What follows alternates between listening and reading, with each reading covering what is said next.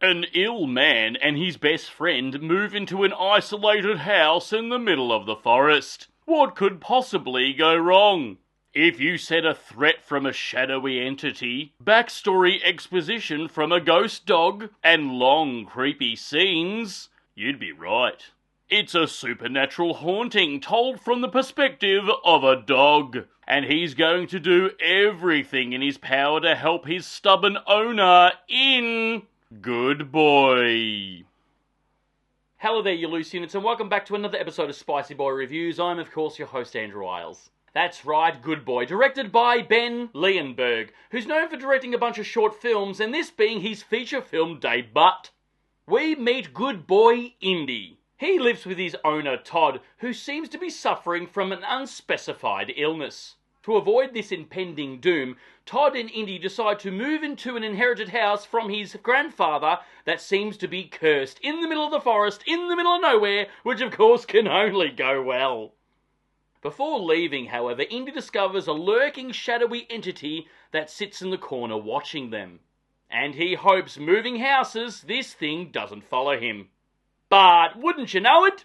It's not long before moving into this two-story inherited house in the middle of nowhere, this ominous Klingon is hot on their heels. Todd spends his day exploring this creepy as shit house and the surrounding forest and coughing up blood daily while Indy is by his side the whole time. However, it's not just the dark entity that house crashes, but Indy starts to get visits from a ghost dog that used to live on the premise, by the name of Bandit, who used to be Todd's grandfather's canine. Bandit begins to connect with Indy and inform him of the creepy shit that happened to his owner, Todd's grandfather, before his demise.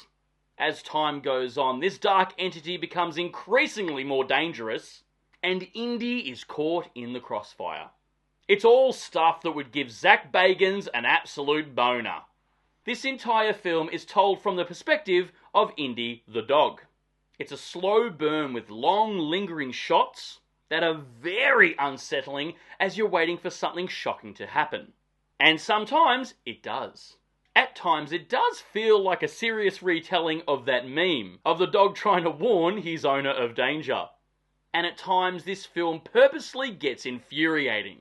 The film is very unsettling in a good way and super tense as scenes play out.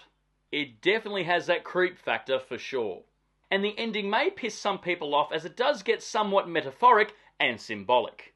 But it doesn't take too much brainpower to work out what's actually happening. And the malevolent entity that looms through the house? That would make some interesting post-viewing discussions with audience members. And yes, I have thoughts. But I'm not going to spoil the ending here, no. But I wouldn't mind talking to other people who have seen the movie. Of course, anyone who is not a psychopath is going to be extra cautious and have super tense feelings to our protagonist being a dog, which we all know is one of the last taboos in cinema of something you don't mess with on screen. Just ask John Wick. The film balances dark and light extremely well with every shot, giving you a real on edge of your seat the whole way through. And the film runs at a breakneck pace of 1 hour and 12 minutes roughly. But in all honesty, the film actually felt slightly longer somehow. Towards the end of the film, or the climax if you will, it did start feeling a little bit rinse and repeat, where you get a lot of build, then some creepy shocking thing would happen, then you would start the build all over again, and repeat. Even though this runtime is absolutely unheard of for a feature film, it is very much welcomed. And some films should really take note of this film's runtime so it doesn't outstay their welcome. Which this film almost does, but avoids at the end, thankfully.